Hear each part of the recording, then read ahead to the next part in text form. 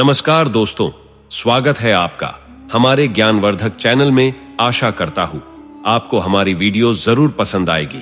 कृपया वीडियो को पूरा देखें और हमारे चैनल को सपोर्ट करें। धन्यवाद दोस्तों, अक्सर आपने लोगों को यह कहते हुए सुना होगा कि भगवान उनकी मदद नहीं कर रहे। पर क्या आपने कभी सोचा है ऐसा क्यों होता है? क्यों कुछ लोग यह महसूस करते हैं कि भगवान उनके साथ नहीं है? इसकी वजह अक्सर हमारे कर्म होते हैं। भगवान उन्हीं का साथ देते हैं जिनके कर्म शुद्ध और उद्देश्य दूसरों की भलाई के लिए समर्पित होते हैं। किसी गांव में एक गरीब किसान रहता था।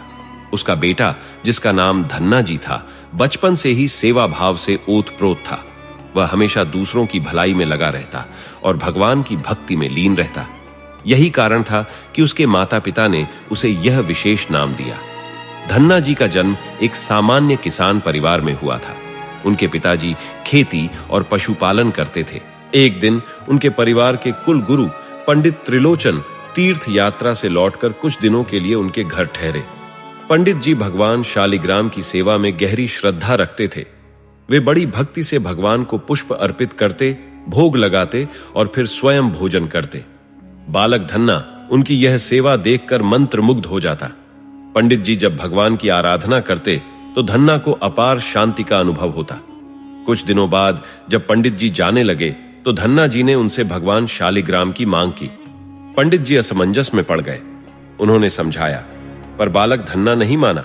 अंततः पंडित जी ने एक युक्ति निकाली। वे नदी पर गए और वहां से एक चिकना काला पत्थर लेकर आए। उन्होंने धन्ना जी को वह पत्थर बड़े ठाकुर जी बताकर दे दिया। धन्ना जी उस पत्थर को बड़े आदर से ग्रहण कर बेहद खुश हुए। अब वह बड़े ठाकुर जी की सेवा में जुट गए। जब वह खेतों में गाय चराने जाते तो ठाकुर जी को भी साथ ले जाते। एक दिन उन्होंने निश्चय किया कि वह ठाकुर जी को भोग लगाए बिना स्वयं भोजन नहीं करेंगे। वह प्रेम से ठाकुर जी को पुकारते और कहते, ठाकुर जी, पहले आप भोग ग्रहण करें, फिर मैं खाऊंगा। 3 दिन तक ऐसा ही चला। न ठाकुर जी भोग लगाते, न धन्ना जी भोजन करते। अंततः चौथे दिन उनकी सच्ची भक्ति और समर्पण देखकर ठाकुर जी ने प्रकट होकर भोग ग्रहण किया। धन्ना जी की यह कथा हमें सिखाती है कि सच्ची श्रद्धा और निस्वार्थ सेवा ही भगवान को प्रसन्न करती है। इस कहानी से यह स्पष्ट होता है कि भगवान का साथ पाने के लिए सच्चे मन और अच्छे कर्म आवश्यक हैं। धन्ना जी की माता फिर से रोटियां लेकर आईं, लेकिन धन्ना जी अपनी मर्मस्पर्शी भक्ति के साथ खेतों की ओर चल दिए। वहां पहुंचकर उन्होंने ठाकुर जी को पुकारते हुए रोना शुरू कर दिया।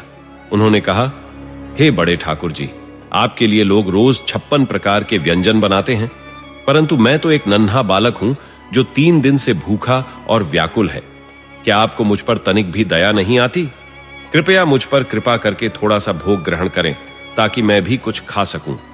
पंडित जी ने कहा था कि आपको खिलाए बिना मैं भोजन नहीं कर सकता, इसीलिए पहले आप खाएं, फिर मैं खाऊंगा। धन्ना जी के इस निश्चल और बाल सुलभ आग्रह को सुनकर भगवान ठाकुर जी साक्षात प्रकट हो गए। अपने ठाकुर जी को सामने देखकर धन्ना जी आनंद से भर गए। उन्होंने तुरंत अपनी माता द्वारा दी गई बाजरे की रोटी, साग और गुड़ ठाकुर जी को अर्पित कर दिया। ठाकुर जी बड़े प्रेम से भोजन करने लगे। 4 रोटियों में से 2 रोटियां तो उन्होंने खा ली और जैसे ही तीसरी रोटी खाने लगे, धन्ना जी ने उनका हाथ पकड़ लिया। उन्होंने भोलेपन से कहा, ठाकुर जी, सारी रोटियां आप ही खा जाएंगे क्या? मैं तो 4 दिनों से भूखा हूं, अब मुझे भी खाने दीजिए। यह सुनकर ठाकुर जी मुस्कुराए और बाकी 2 रोटियां धन्ना जी के लिए छोड़ दी। इसके बाद यह दिनचर्या बन गई। जब भी धन्ना जी गाय चराने जाते, ठाकुर जी के साथ भोजन करते। एक दिन ठाकुर जी ने धन्ना जी से कहा, तुम रोज मुझे रोटी खिलाते हो, मैं मुफ्त में भोजन नहीं करना चाहता। मुझे बताओ, मैं तुम्हारे लिए क्या काम कर सकता हूं? धन्ना जी ने उत्तर दिया, मैं तो छोटा बालक हूं, मेरा काम केवल गायों को चराना है। इस पर ठाकुर जी बोले, तो ठीक है, अब से मैं तुम्हारी गायें चराया करूंगा। इसके बाद ठाकुर जी ने स्वयं धन्ना जी की गायों को चराने का कार्य संभाल लिया। एक दिन धन्ना जी ने उनसे पूछा, आप मुझे अपने हृदय से क्यों नहीं लगाते? इस पर ठाकुर जी ने उत्तर दिया, मैं तुम्हारे सामने प्रकट हुआ हूं, लेकिन पूर्ण रूप से तभी मिलूंगा जब तुम किसी सद्गुरु की शरण ग्रहण करोगे। धन्ना जी ने भोलेपन से कहा, मैं तो जानता ही नहीं कि गुरु क्या होते हैं, फिर मैं कैसे अपना गुरु बनाऊं? ठाकुर जी मुस्कुराते हुए बोले, काशी में जगत गुरु श्री रामानंदाचार्य जी मेरे ही स्वरूप में विराजमान हैं, तुम उनकी शरण में जाओ। ठाकुर जी के निर्देशानुसार धन्ना जी काशी पहुंचे और जगत गुरु श्री रामानंदाचार्य जी की शरणागति ग्रहण की। उस समय उनकी आयु लगभग 151 वर्ष थी। श्री रामानंदाचार्य जी ने उन्हें शिष्य के रूप में स्वीकार किया और कहा, अब तुम अपने घर लौट जाओ, वहां रहकर भजन करो और अपने माता पिता की सेवा करो। इससे तुम्हारे साथ साथ अन्य जीवों का भी कल्याण होगा। गुरु जी की आज्ञा का पालन करते हुए धन्ना जी अपने गांव लौट आए। घर पहुंचते ही ठाकुर जी ने उन्हें अपने हृदय से लगा लिया। इसके बाद धन्ना जी ने संतों की सेवा को अपना उद्देश्य बना लिया। जो भी साधु संत उनके गांव में आते, धन्ना जी उन्हें आदर पूर्वक अपने घर लाते और बड़ी श्रद्धा से उनकी सेवा करते। धन्ना जी के विनम्र स्वभाव और संतों की सेवा भावना की ख्याति अब दूर दूर तक फैलने लगी थी। उनके घर आने वाले साधु संतों की संख्या बढ़ने लगी। वे हर आगंतुक का स्नेह और आदर के साथ स्वागत करते और उन्हें भोजन करवाते।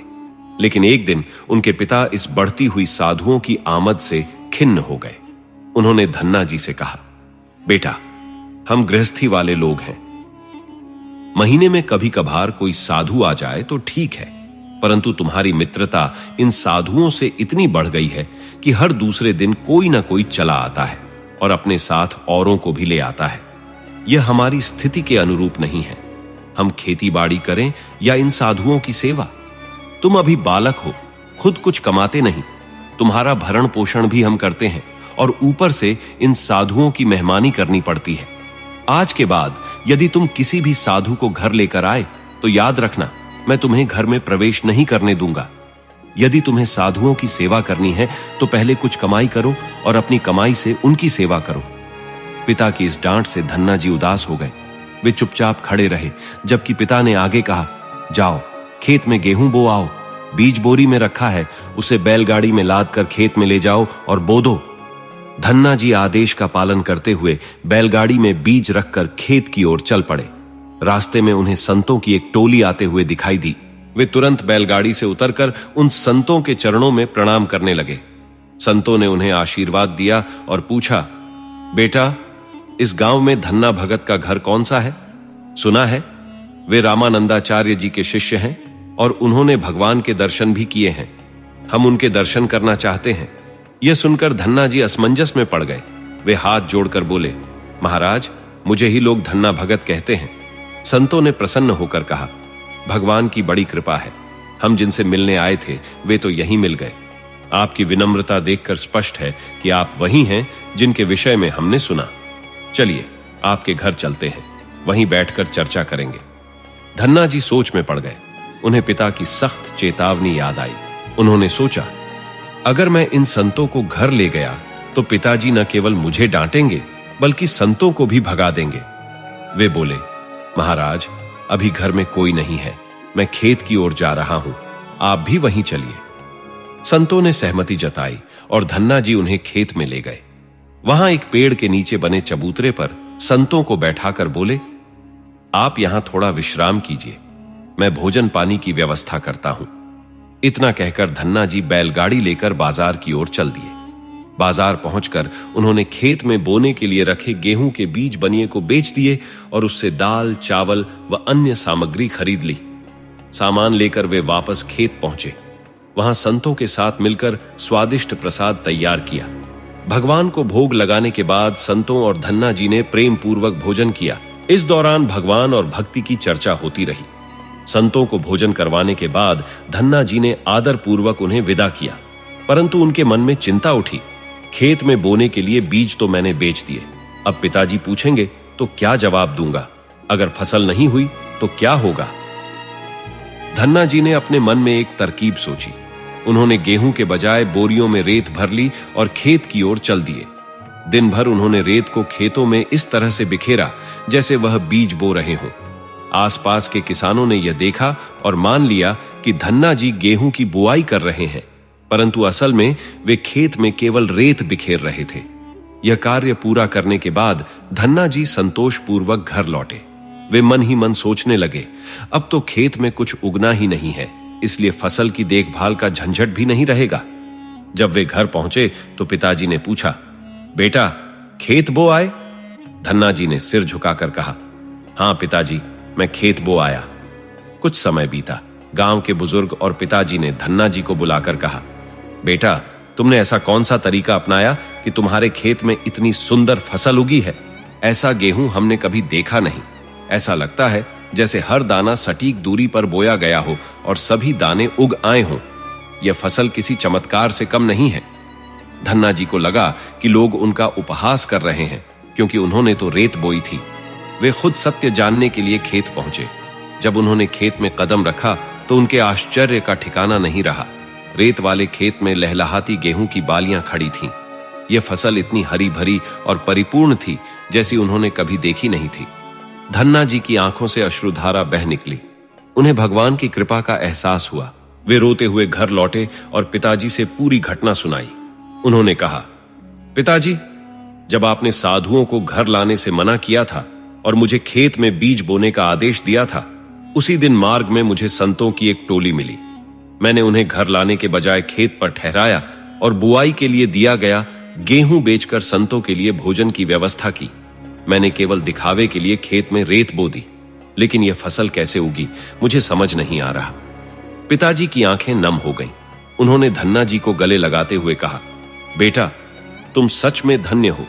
तुम्हारी निष्ठा और सेवा भावना को देखकर भगवान स्वयं प्रसन्न हुए हैं। आज से मैं तुम्हें कभी नहीं रोकूंगा। अब तुम संतों की सेवा करो और मैं भी तुम्हारे साथ इस पुण्य कार्य में हाथ बटाऊंगा। इसके बाद धन्ना जी और उनके परिवार ने साधु संतों की सेवा और भगवान की भक्ति को जीवन का मुख्य उद्देश्य बना लिया। जब फसल कटने का समय आया तो इतनी अधिक उपज हुई कि उसे संभालने के लिए जगह कम पड़ गई। यह देख गांव के लोग दंग रह गए। धीरे धीरे धन्ना जी का खेत चमत्कारी मान लिया गया।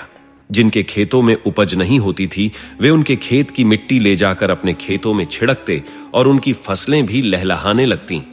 इस तरह धन्ना जी न केवल बड़े किसान बने, बल्कि गांव के लोग उन्हें संत मानने लगे। उनका जीवन साधुओं की सेवा और भगवान की भक्ति में रम गया और उनका नाम हर ओर सम्मान और श्रद्धा के साथ लिया जाने लगा। चारों दिशाओं में धन्ना जी की दरियादिली और उदारता के चर्चे गूंज रहे थे। एक बार भगवान ने उनकी निष्ठा की परीक्षा लेने का विचार किया। उनके गांव में भीषण अकाल पड़ गया। धन्ना जी बड़े किसान थे, जिनके पास खेत खलिहान और अन्न के भरे भंडार थे। अकाल के कारण ब्राह्मण, संत, गरीब और जरूरतमंद लोग सहायता की उम्मीद लेकर उनके द्वार पर आने लगे। धन्ना जी भी बिना किसी हिचकिचाहट के अपना भंडार खोलकर दोनों हाथों से मदद करने लगे।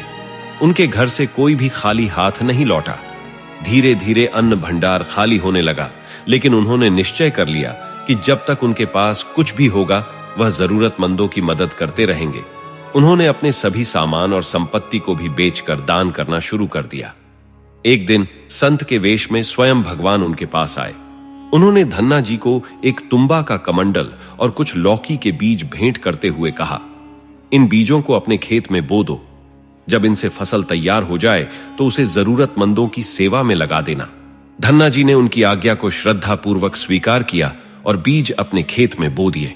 गांव के लोग उनका मजाक उड़ाने लगे। वे कहने लगे, ऐसे अकाल में कोई फसल कैसे उग सकती है, और वह भी तुम्बा की? इसका तो कोई उपयोग भी नहीं है। लेकिन धन्ना जी पर इन बातों का कोई प्रभाव नहीं पड़ा। वे भगवान का नाम जपते हुए अपना कार्य करते रहे। कुछ दिनों में सभी लोग आश्चर्यचकित हो गए। भीषण अकाल में बिना पानी के खेत लहलहा उठे। इसके बावजूद धन्ना जी ने अपनी सेवा जारी रखी। उन्होंने अपना सारा अन्न भंडार, यहां तक कि घर में बचा आखिरी अनाज भी दान कर दिया। अब उनके पास अपने परिवार के लिए भी कुछ शेष नहीं था। गांव वाले उनकी आलोचना करने लगे। लोग कहने लगे, यह तो सबसे बड़ा मूर्ख है, सारा अन्न लुटा दिया और फसल में भी ऐसा कुछ बोया जो खाने के लायक नहीं है। लेकिन धन्ना जी ने इन बातों पर ध्यान नहीं दिया। जब तुम्बा की फसल पक गई तो उन्होंने सोचा कि इनसे कमंडल बनाकर संतों को भेंट करेंगे। लेकिन जैसे ही उन्होंने एक तुम्बा को काटा, वह हैरान रह गए। तुम्बा के भीतर अनगिनत हीरे, मोती और बहुमूल्य रत्न भरे हुए थे। उन्होंने देखा कि खेत में लगे सभी तुम्बा फलों में यही खजाना भरा हुआ था। यह चमत्कार देखकर धन्ना जी को उस संत की याद आई जिन्होंने उन्हें यह बीज दिए थे। संत ने कहा था कि इससे जो भी प्राप्त हो उसे सेवा में लगा देना। धन्ना जी ने उसी क्षण यह निश्चय कर लिया कि वह इस धन का उपयोग लोगों की सहायता में करेंगे।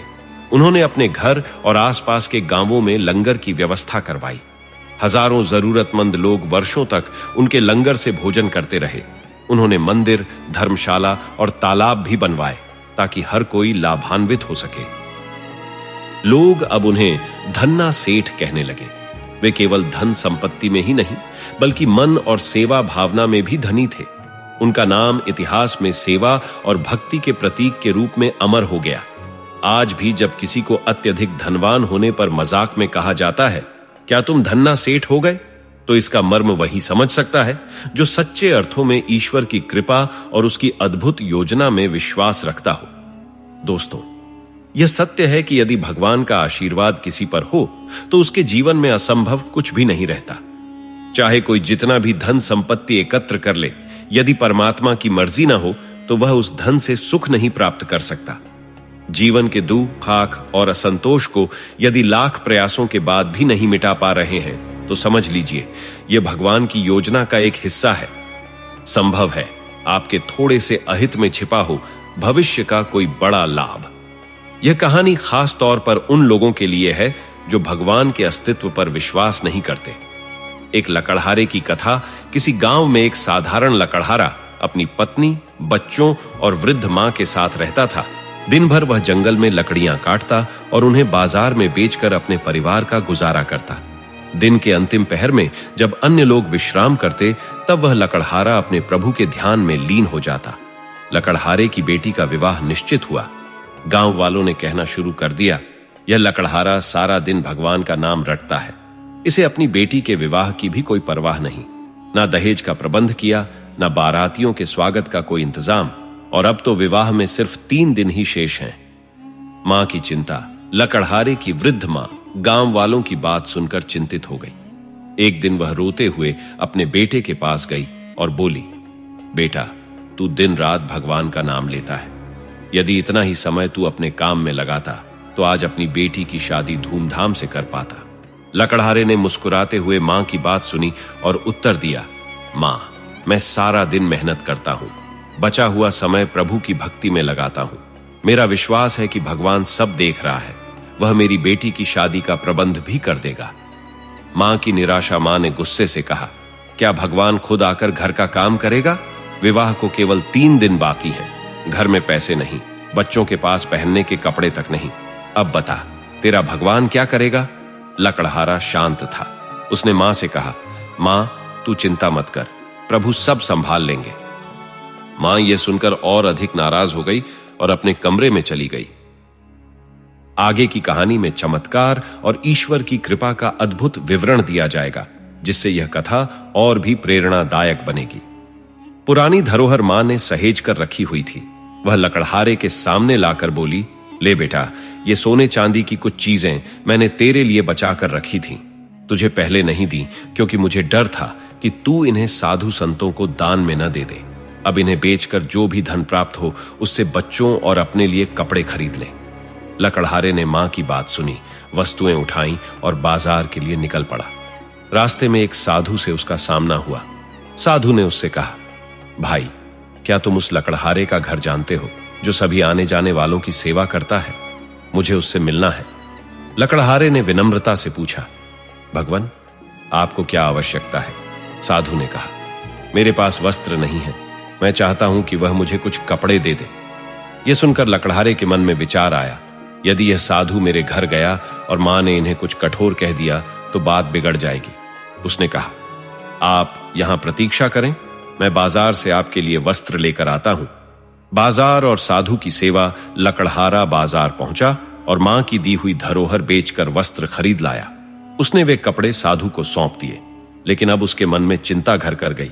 वह सोचने लगा, मैं अब मां को क्या जवाब दूंगा? मेरे पास तो एक भी पैसा नहीं बचा। उसने निर्णय लिया कि वह घर नहीं जाएगा। वह गंगा किनारे जाकर प्रभु का ध्यान करने लगा। लकड़हारे ने भगवान से प्रार्थना की, हे प्रभु, मैंने सदा आप पर विश्वास किया है। मैंने लोगों को यही सिखाया है कि जो आप पर भरोसा रखता है उसके सभी कार्य सिद्ध होते हैं।